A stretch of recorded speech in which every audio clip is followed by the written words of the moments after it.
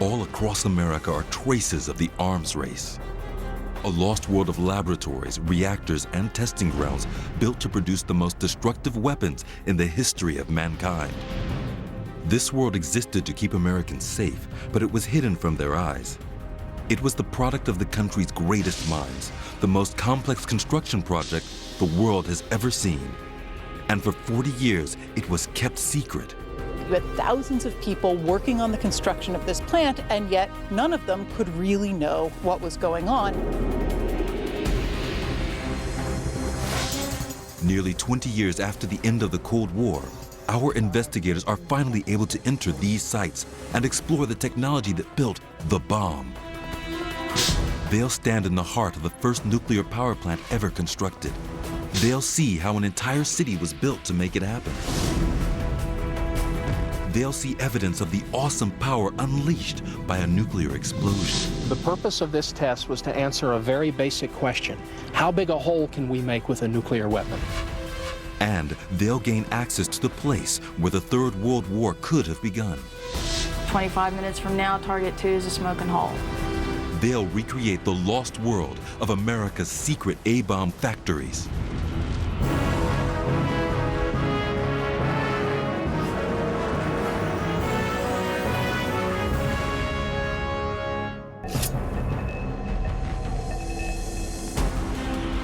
In 1942, scientists in the US and Germany raced to harness the deadly power of nuclear energy.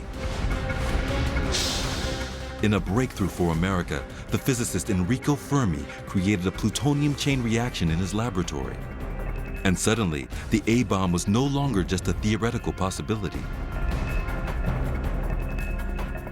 The Manhattan Project followed. Then, over the next 40 years, the US would spend close to $1 trillion on its nuclear weapons program. Now, our investigators are going to unlock the secrets of America's nuclear factories. What was done here was revolutionary. Beverly Gage is a Yale professor and an expert in 20th century American history. She wants to find out exactly what the military built and how they managed to keep their program secret. I have to say, nothing that I've seen in books or in photographs actually prepared me for what it's like to stand here and look at this massive hole. David Bradshaw is an engineer fascinated by atomic history. My goodness. He wants to understand how it happened, to enter a world which continually pushed back the frontiers of technology. This is a 9 megaton hydrogen bomb capable of being delivered 5,000 miles away with an accuracy of a few city blocks. In October 1942, the government requisitioned an area of land in Hanford, Washington State. A facility would be built here dedicated to the production of plutonium. And 640 square miles of farmland would be given over to the most highly classified operation of World War II. It became one of the biggest secrets on Earth. Beverly meets Michelle Gerber to find out how. We are standing here looking out over this remarkable landscape here, and what are we seeing in front of us?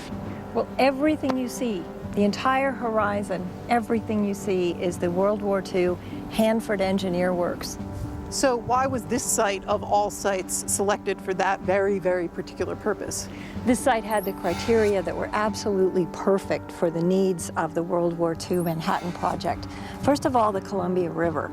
Everyone came here throughout history because of the river. The Hanford Engineer Works came here because the river is so powerful. It could deliver cooling water to the reactors, and it could power, through steam generation, all of the needs of this massive site. But it wasn't just the river. The architects of the project knew that they were attempting something untried and highly dangerous. The hills that surround the site form a protective natural barrier. If something went wrong, the population might be shielded from the worst. Before Hanford became a secret city, it was home to 1,500 farmers. They had to be cleared out. Their world too is lost. This high school dates back to 1916. It's been empty for more than 60 of its 90 years. And the land it stands on is still restricted. Behind me is Hanford High School, which is all that remains of the village of Hanford. This building went up in 1916, and as you can see, it's a pretty substantial structure. It drew in students from the surrounding community. When the government came in 1942, everyone in these communities, all of them were told they had 30 days to get off their land. Many of them were compensated, but not particularly well.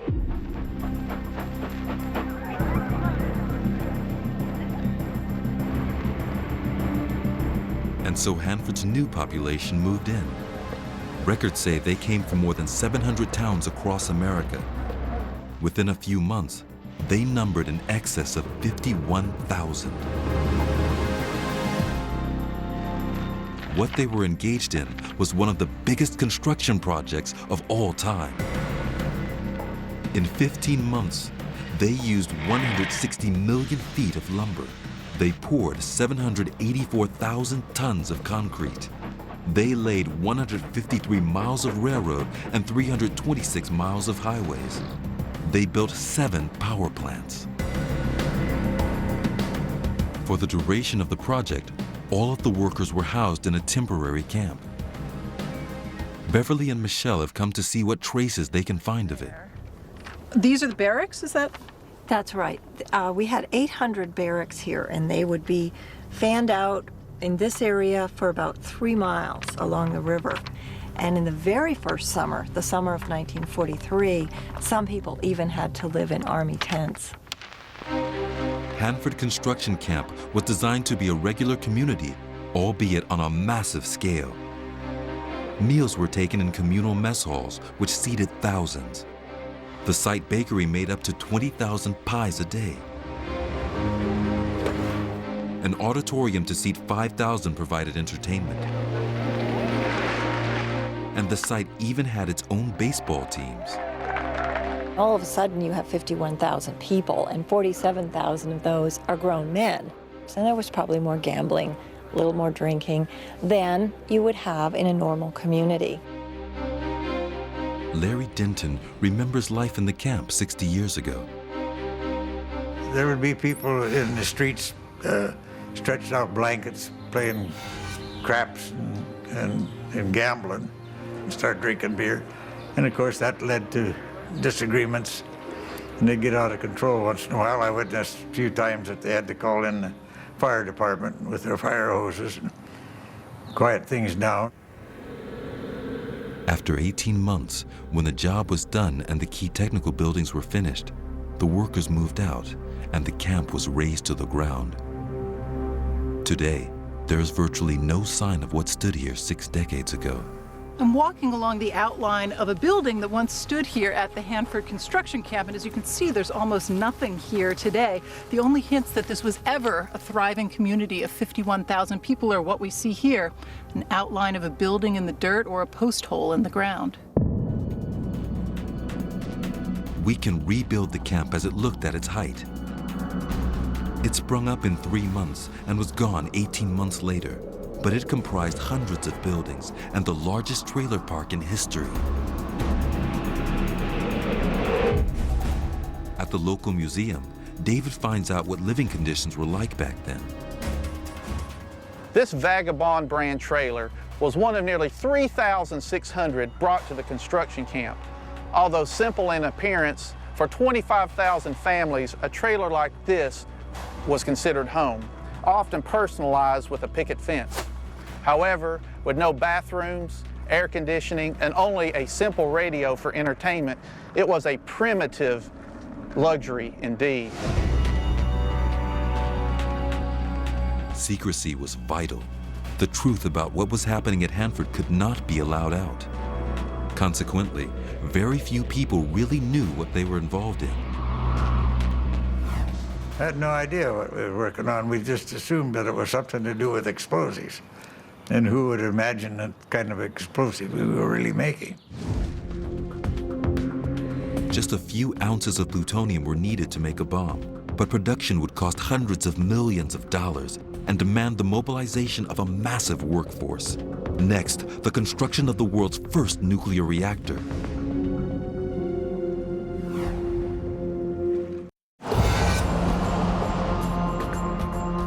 Our investigators are in Hanford, Washington. They've discovered evidence of the top secret town built here in World War II for 51,000 workers. They came to develop the infrastructure needed to create a plutonium-fueled bomb. 554 technical buildings were constructed here during the war, but of all of them, this building was perhaps the most important. It was called the B reactor. In the race to develop a workable nuclear bomb, scientists had come up with the implosion design. The theory was that by using high explosives to force a core of plutonium in on itself, they could trigger a massive and devastating nuclear blast. They calculated that 9 pounds of plutonium would have to be manufactured. The process would be hazardous, incredibly labor-intensive, and entirely without precedent. It was the job of the B reactor. Construction began in 1943. There were really three main challenges that faced the engineers building this reactor. The first was simply how quickly it was going to have to go up. The second challenge was that in some sense, they didn't really know what they were doing. Nobody had ever done anything like this before. And so to some degree, you were kind of making it up as you went along. And the third big challenge was the challenge of secrecy, that you had thousands of people working on the construction of this plant, and yet none of them could really know what was going on. The stakes were high. If the engineers had their calculations correct, they would be within reach of producing a functional bomb.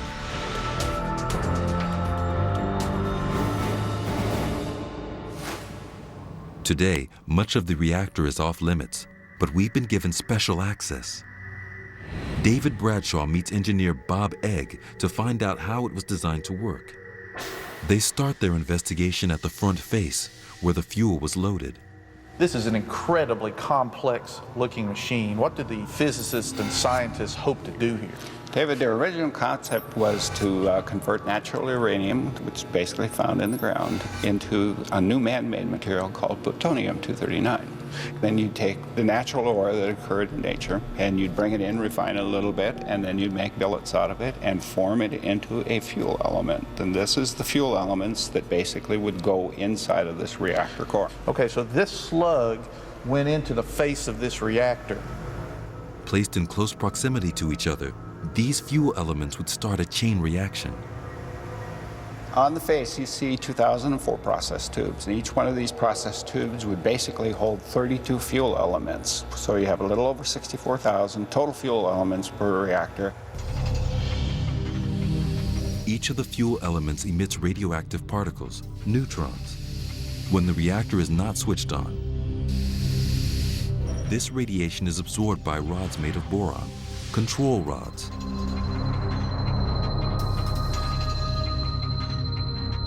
At startup, the control rods are withdrawn and the particles emitted by the fuel slugs collide with each other. The result is a chain reaction, and out of the uranium atoms, a completely new material is made, plutonium. This was the theory. But the greatest practical concern was that the chain reaction could be so powerful and generate so much heat that it would trigger a massive explosion. The reactor's engineers needed a way of keeping the reactor cool. The obvious answer was to use the water of the Columbia River. One of the main reasons this site was selected was the fact that the Columbia was so close by and could provide the water, the massive amounts of water that this machine would need. You wanted to have a tremendous amount of water flow through the reactor to carry the heat off. The water was pumped at high pressure through each of the 2004 tubes. The cooling water actually spent only less than a second from front to back when it flowed down the tubes. So you're saying this machine would use 27,000 gallons of water in a minute to cool the reactor. That's like filling a swimming pool in 30 seconds. Right. When the reactor was finished and ready for use, the plan was to begin cautiously. On September 26, 1944, half of the process tubes were loaded with fuel, and the reactor was started for the first time. The engineers were disappointed. The chain reaction didn't happen as they planned. It looked as if all the resources deployed might have been for nothing. So they took a gamble. They decided to start the reactor at its maximum capacity, with every tube loaded. It was a giant leap of faith, and it was rewarded. B reactor was online, and soon scientists could begin harvesting quantities of the most valuable, most dangerous material on Earth, plutonium. The nuclear age was underway. I've been allowed to come to this area, the back of the B reactor, an area that members of the public have never seen before. This is the business end of B reactor. Fuel elements that had been loaded on the front face of the reactor had been irradiated for 25 days, and then were ejected, highly radioactive, into a chute and giant pool of water below. However, with all this technology, all this industrial might, still only 0.1% of all the product coming through these tubes is what the physicists and scientists were looking for, that being plutonium-239.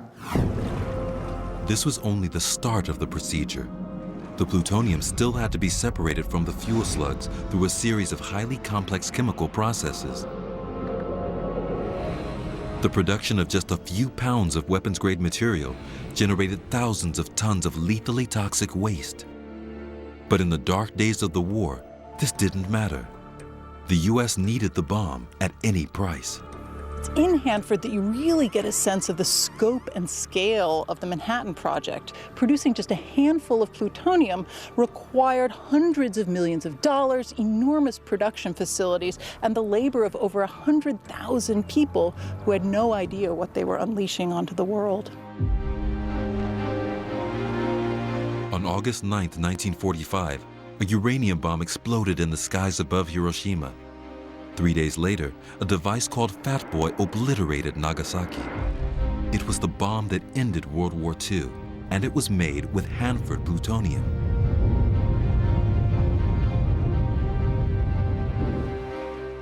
But Hanford's job wasn't finished.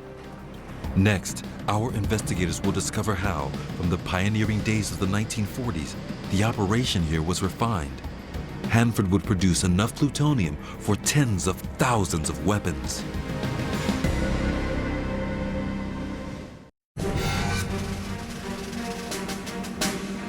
Hanford, Washington. Once, it was a vital part of the American military machine. Its landscape is dominated by traces of the lost, hidden city that was once here.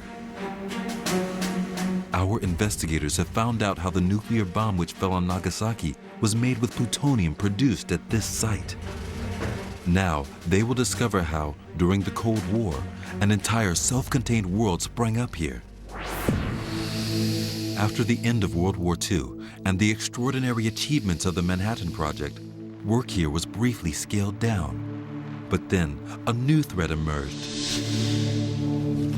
Beverly Gage talks to local historian Michelle Gerber. The Second World War comes to an end. What happens to a place like Hanford from then out? Well, during World War II, 3 reactors were built on the Hanford landscape, but then the Cold War began in 1947. And very quickly, within 8 years, there are 6 more reactors at Hanford. So here you have in the landscape a total of 9 reactors within 12 miles of each other. There's no other place like that on the face of the Earth. As more and more plutonium was needed to fuel the ever-increasing U.S. nuclear arsenal, Hanford, with the powerful Columbia River running through it, was the perfect location for a further series of reactors. Beverly decides to travel up the Columbia River to see for herself the relics of this huge Cold War building boom.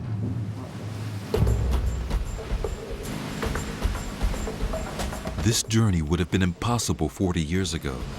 Back then, the whole Hanford site was classified and sealed off from the outside world. Behind me are the K West and K East reactors, part of a new generation of reactors built in the 1950s.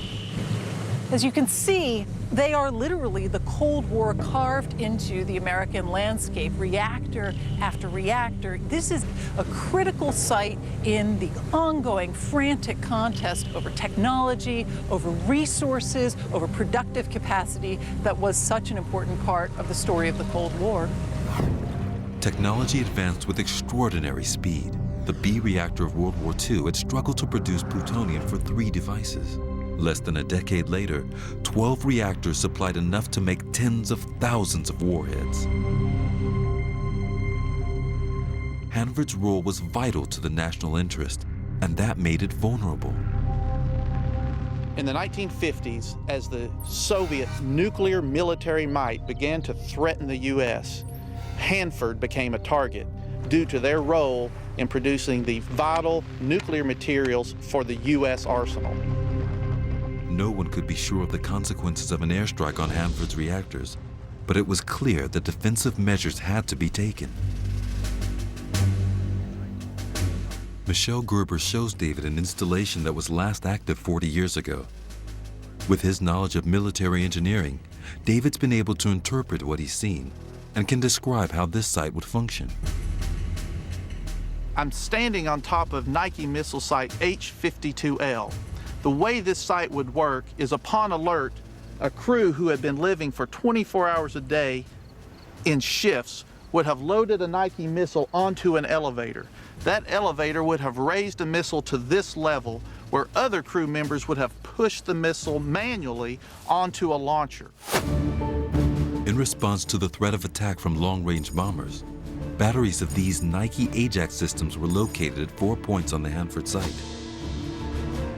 While they were intended to protect the reactors from a devastating attack, they were also a sign that in the Cold War, Hanford stood on the front line. If the order had ever come for the Nike missile to be deployed, a fire control site would track the enemy plane, launch the warhead, and guide it to its target.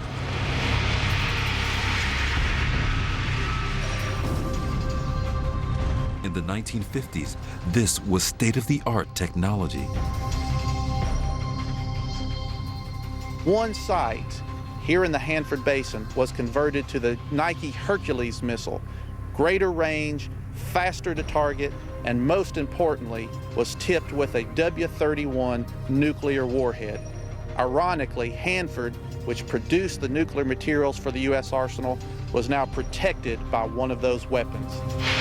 In order to protect the Hanford site, the military was willing to risk an explosion in the skies above it. John Kennedy said, "We will bear any burden in defense of liberty." Those words would have been meaningless if it hadn't been for force behind those words, and Hanford provided the force.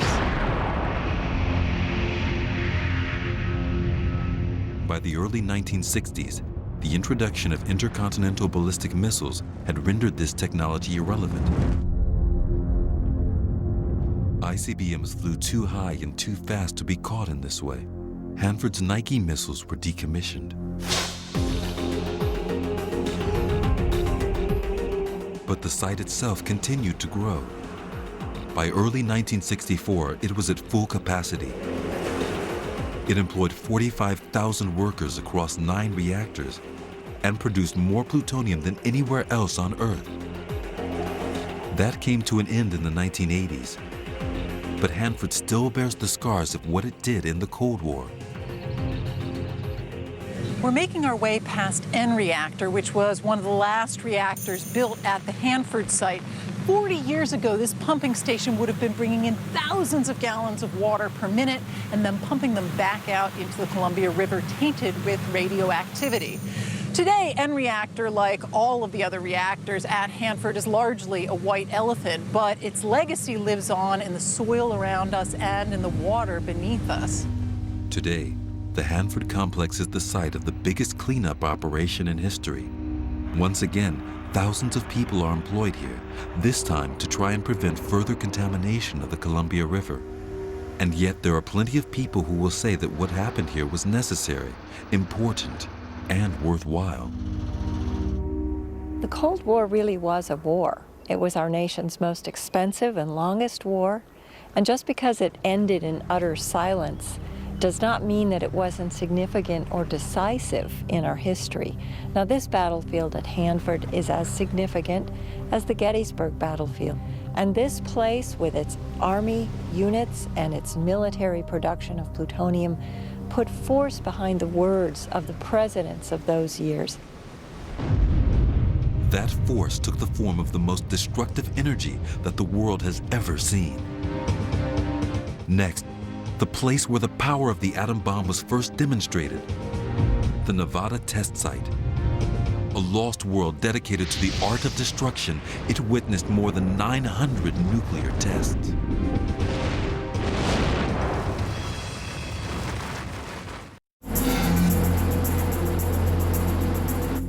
Across America, our investigators have found the traces of nuclear factories, a world of extraordinary engineering built on a vast scale.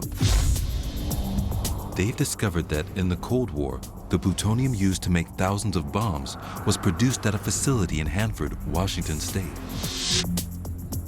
Now they've come south to the place where, 4 decades ago, those devices were tested. It's exactly the structure.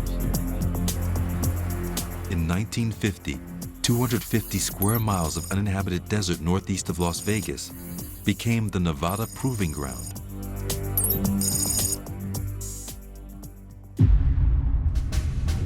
Many of the early U.S. tests had taken place in the Pacific. But as more and more specific experimentation was required, the long trips out there became impractical. A new location was needed on U.S. soil.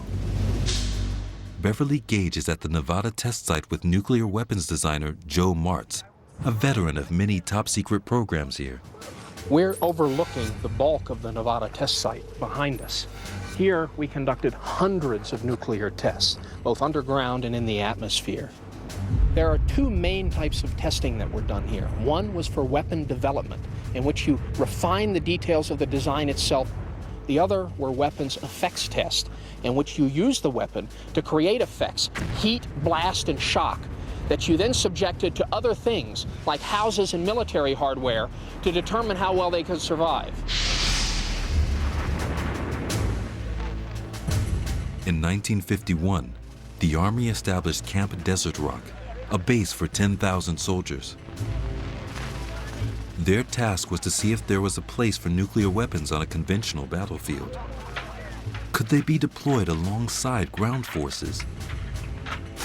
Traces of the exercises conducted here at the test site can still be seen. Right now, I'm heading down into one of the trenches where several hundred soldiers would have stood in 1955. Why were they here? They would have been crouched down in the trenches to wait for a mushroom cloud to burst. And once it did, as the blast swept over them, it was their job to get up, get out of the trenches, and walk toward it.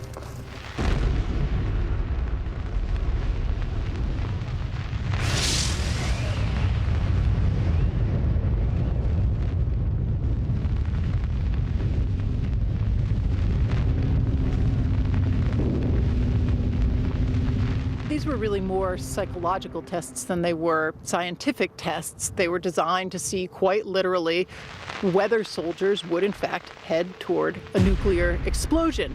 And in the 1950s, this wasn't just a kind of hypothetical exercise. In fact, during the Korean War, there have been lengthy discussions about whether or not this new weapon, this new generation of nuclear weapons, could in fact be used in some way on a conventional battlefield. On one level, the test was a success. Soldiers did appear willing to walk towards the site of a detonation, and attempts would be made to produce battlefield nuclear weapons. It was clear, however, that the primary purpose of these devices was to deliver destruction across a very wide area. In 1955, the military embarked on a series of tests to observe the effects of nuclear blasts on civilian structures. Journalists were invited to watch. The site of these tests was nicknamed Survival City.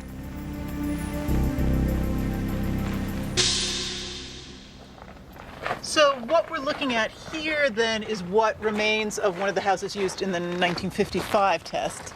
Yes, this is called the Apple II house. This was one of the structures built to support a test that was detonated about 1.25 miles in that direction. The intention was to calculate what would happen if nuclear bombs fell on America. How far would the effects of the blast reach? How would civilian homes hold up? And it was actually detonated on a tower 500 feet tall at a yield about 1.5 times that of the Hiroshima blast, 29 kilotons. Wow.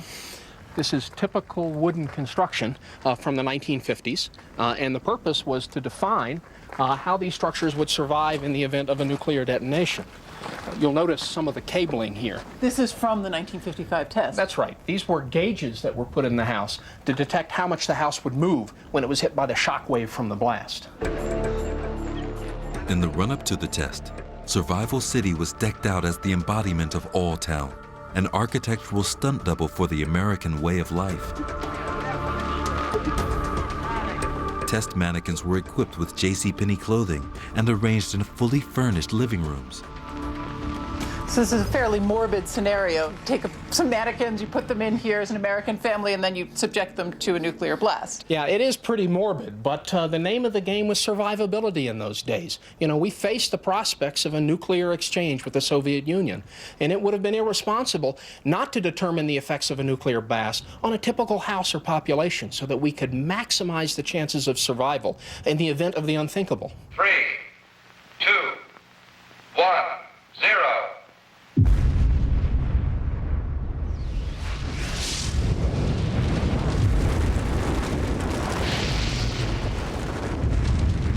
Those structures within 1 mile of the blast were instantly vaporized. But this house sustained only light damage. The family that lived here would have survived that nuclear detonation, which is rather remarkable when you think about it. This home was less than 1.25 miles from a 29 kiloton nuclear detonation. And the worst thing that happened here was the chimney was displaced some. The data gained from these tests was used by the authorities as they made plans for nuclear war. One of the most important tools developed as a result of tests like this on structures like this were simple analog calculators that were distributed all around the country. So civil defense authorities could calculate both the effects and the potential measures they would have to take to remediate from a nuclear detonation. For example, this home was 6,600 feet from ground zero, a detonation of 29 kilotons. And so we locate the yield, 2,900 kilotons, the range, in this case 2,200 meters.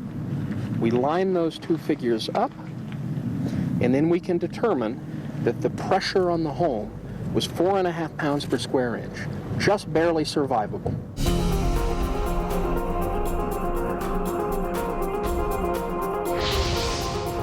We can build a precise picture of what happened that day. The force of the blast was enough to destroy houses and everything else within a 1 mile radius. But this home, an extra half mile from the detonation point, survived.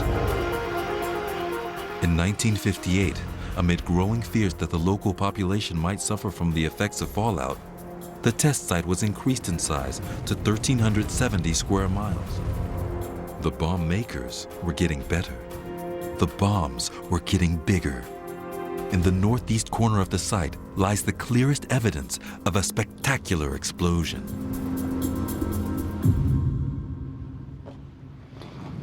Wow.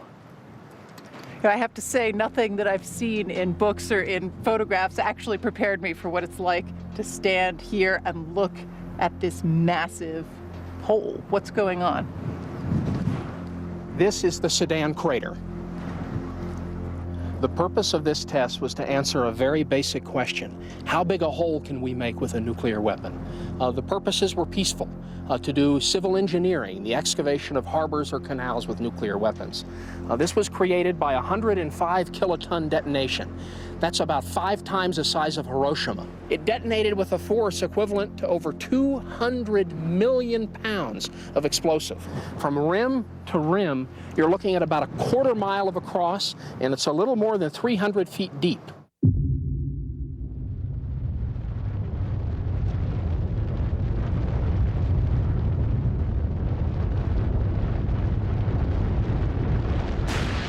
In this test, The bomb was detonated 600 feet below ground level. As it exploded, it displaced an incredible 11 million tons of earth, throwing boulders the size of cars into the air. Strangely, this site feels much more menacing than any of the other sites that we've seen. Then it really gives you a sense of how powerful nuclear weapons are. And it also gives you a sense, I think, of just why there was so much growing opposition to above-ground nuclear testing by the late 50s and early 60s. And in fact, by 1963, just a year after this crater was created, there was a full ban on all atmospheric nuclear tests. This treaty came into effect both to limit the harmful release of radiation and to slow the Cold War arms race. But all over the desert are the remains of the experiments that took place here, each one serving to demonstrate and increase the destructive power of these weapons. Next, our investigators enter a site which was once the deadliest place on Earth. Frozen in time, a missile silo from which, in the event of attack, America was prepared to unleash the most powerful weapon ever built.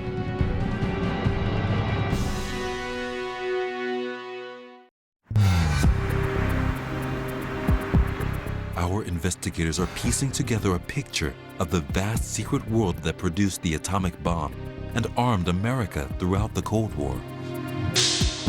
They've seen traces of the experiments conducted at the Nevada test site and evidence of the power of a nuclear detonation. Now, industrial engineer David Bradshaw is in Tucson, Arizona. He's entering a facility that is frozen in time. For 20 years, this bunker stood ready to fight the Third World War. In June 1960, the Air Force ordered a new generation of intercontinental ballistic missiles. At the Titan II missile site, David meets historian Chuck Pinson. Hey, David. Welcome to 17. Great. Take a look around. The missile was to be housed in a silo, a complex of tunnels and control rooms built 150 feet below ground level. Watch your step and watch for rattlesnakes. Okay. When it was operational, nothing, not even gas or the shock of an earthquake, could get into this site. It was guarded by the best technology available. Today we're going to enter the blast lock, and the blast lock is protected by 4 6,000-pound doors. Watch your fingers and toes. So what's the purpose of the blast lock? The blast lock is a junction between the crew in the control center, the missile in the silo, and the outside world. It kind of connects all three of those pieces. Let me show you where we are in the blueprints here. We came down the access portal right here, and now we're in the blast lock, this area. And precisely, we are between doors 8 and 9 in the blast lock. The long cableway here leads to the silo, right here. And from the other direction, the short cableway leads into the control center, right here. One of the engineer's top priorities was to avoid at all costs an unintentional or botched missile launch.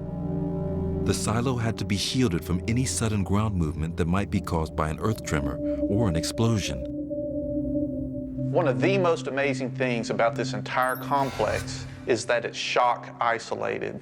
What that means is that springs of all shapes and sizes, flexible cables, pistons, spring canisters, and shock absorbers protected the entire complex. Everything was shock-proof, including the simple light bulb. David has secured special access to all 8 levels of the silo. It's at the lowest level that they get the best understanding of how this weapon worked.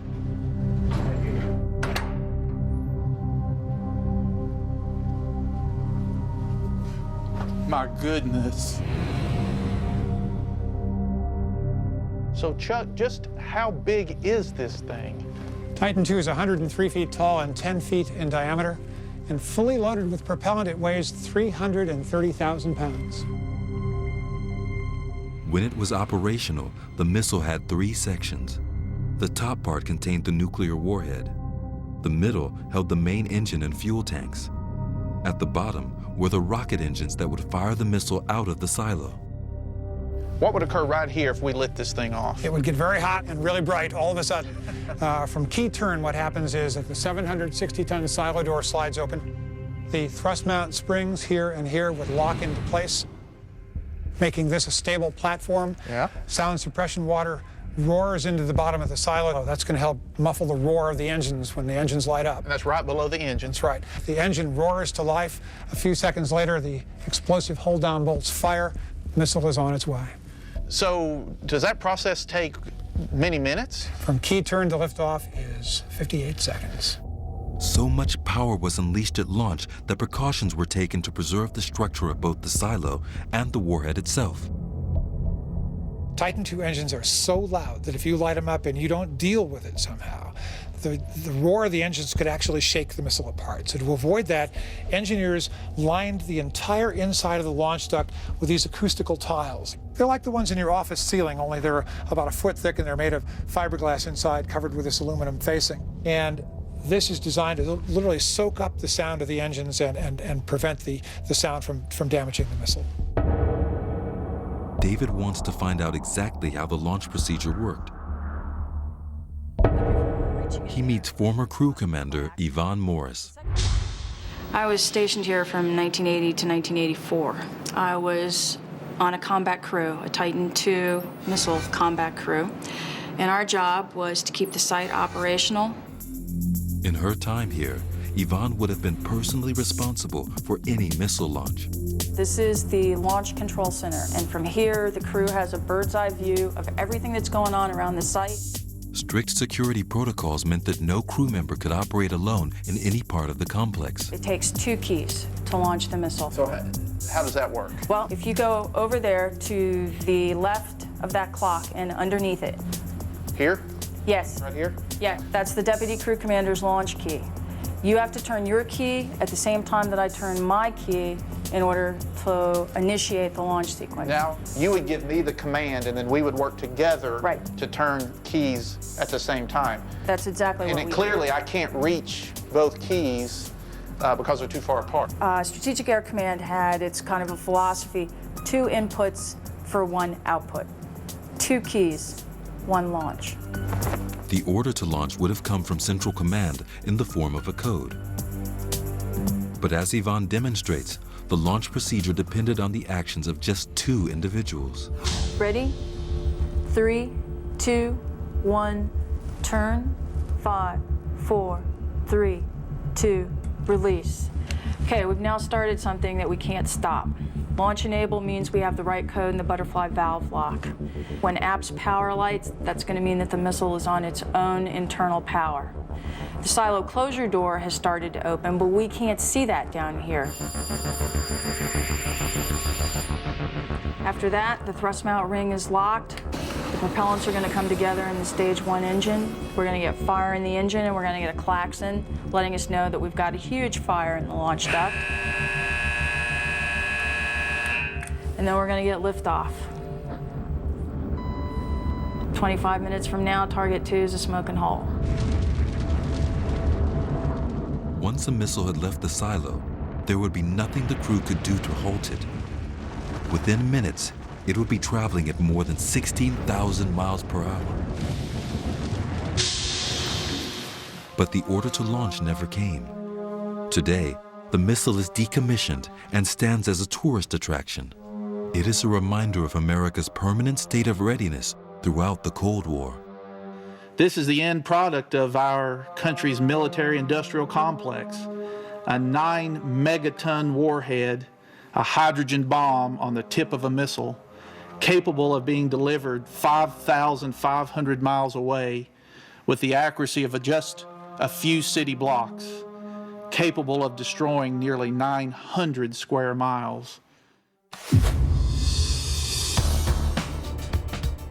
As the Cold War drew to a close, these structures were no longer deemed necessary. All the other Titan II sites were destroyed in accordance with arms reduction treaties. The reactors at the Hanford complex halted their production of weapons-grade plutonium. A worldwide ban ended nuclear testing in Nevada. But all over America, the remains of this program can still be found. They are the legacy of the greatest arms race of all time. 40 years when the world faced the threat of sudden and total destruction.